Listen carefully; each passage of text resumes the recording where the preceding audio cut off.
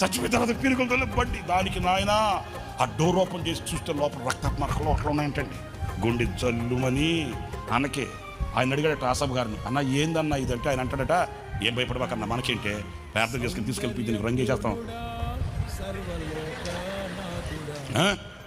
సరే రంగేస్తావు, సరే ఎక్కడికన్నా కోటలకు తీసుకెళ్ళి రాత్రులు వస్తా ఉన్నప్పుడు వాళ్ళు కూడా మనతో కూర్చున్నారు అనుకో. ఎవరాళ్ళు?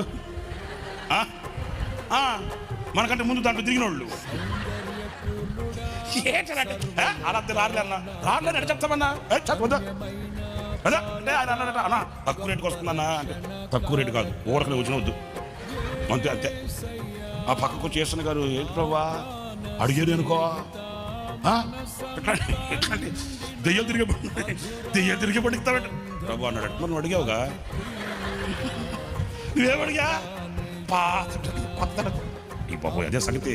అయితే పని వద్దు, కొత్త బ్రాండ్ కావాలి మనకు.